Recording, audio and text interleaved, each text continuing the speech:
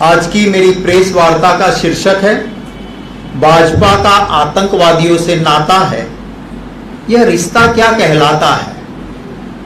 मैं भाजपा जो राष्ट्रवाद की आड़ में जो काम कर रही है उसकी कुछ चीजें आपके सामने रखना चाहता हूं। पिछले दिनों में उदयपुर में कन्हैयालाल जी की हत्या हुई और इस हत्या में जो शामिल आरोपी मोहम्मद रियाज अंसारी वो बीजेपी का कार्यकर्ता निकला।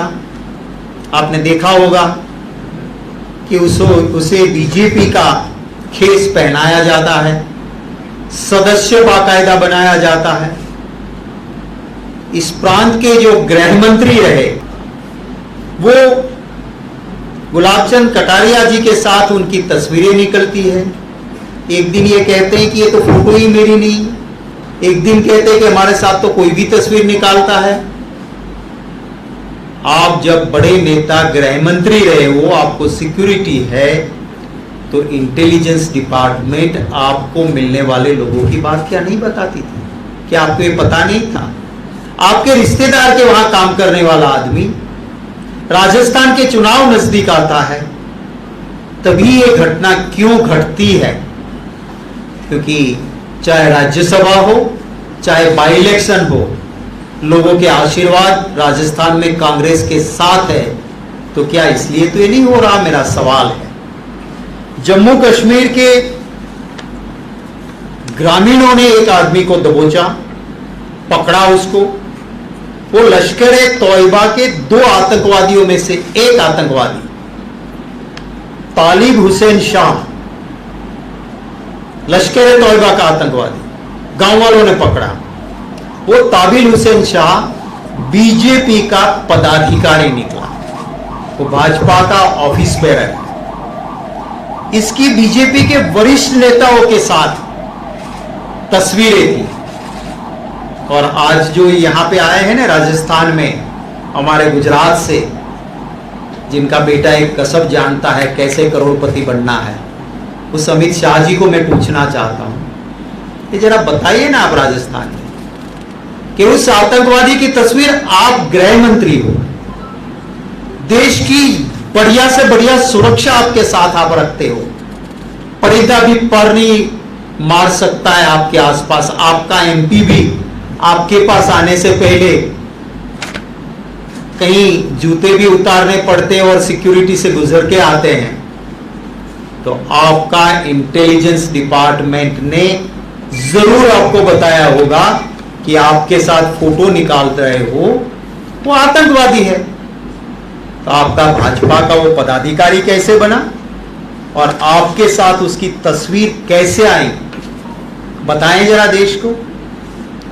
मीडिया रिपोर्ट में ये साफ बात निकली कि जो अमरावती में केमिस्ट को मारा गया, उस हत्यारे का मास्टरमाइंड इरफान खान का वो नवनीत राणा, बीजेपी की ब्लू आइड बहुत ही करीबी, भाजपा के ट्यून पे डांस जो करते हैं, उनमें से नवनीत राणा और उनके पति रवि राणा का सबसे करीबी कार्यकर्ता उसके लिए वोट भी मांग रहा था।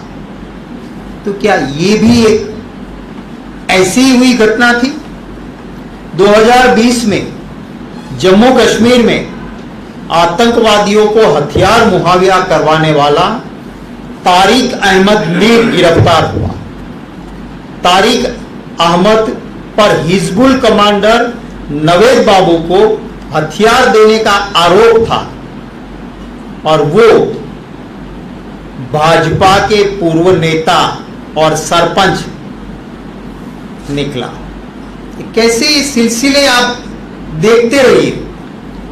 डीएसपी दविंदर सिंह जो पकड़ा जाता है, वो एनआईओ को कहता है कि इसमें बहुत बड़ा खेल है, मुझे मत रोकिए आप, मैं जानना चाहता हूं कि ये बड़ा खेल क्या है। और भाजपा की सेंट्रल गवर्नमेंट और एनआईए जब पकड़ती है तब ये कहता है कि बड़ा खेल है, तो आज तक वो बड़ा खेल देश के सामने क्यों नहीं आया। 2017 में मध्य प्रदेश में एटीएस की टीम ने अवैध टेलीफोन एक्सचेंज का पर्दाफाश किया। आईएसआई के 11 संदिग्धों को गिरफ्तार किया। इनमें बीजेपी का आईटी सेल का सदस्य ध्रुव सक्सेना भी था, बीजेपी का आईटी सेल का। और राज्य के मुख्यमंत्री शिवराज सिंह के साथ करीबी तस्वीरें थी। ये भाजपा का राष्ट्र प्रेम है। 2019 में मध्य प्रदेश में ही टेरर फंडिंग के आरोप में भाजपा का नेता, बजरंग दल का नेता बलराम सिंह गिरफ्तार होता है। 2017 में असम में भाजपा का नेता निरंजन होजाई, जो एनआईए की विशेष अदालत में आतंकवादियों को आर्थिक मदद देता था, उस आरोप में उसे उम्र कैद होती है। 1000 करोड़ का वित्तीय घोटाला, टेरर फंडिंग के मामले में वो दोषी पाया गया। ये भाजपा का नेता था। इतना ही नहीं, बीजेपी सत्ता के लिए अपराध सिद्ध आतंकवादियों को भी टिकट देती है।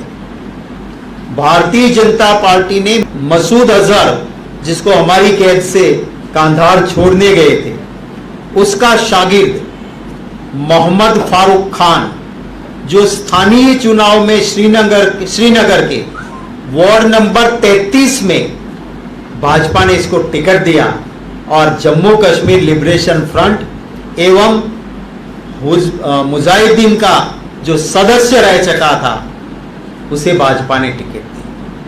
आतंकवादी मसूद अजहर को बीजेपी जब हमारी जेल से छोड़ने गई थी, तब भी हमने आतंकवाद पे कोई वोट बैंक या राजनीति नहीं की थी। पर आज क्योंकि ये सिलसिला है और ये तथ्य देश के सामने है, ये बहुत जरूरी है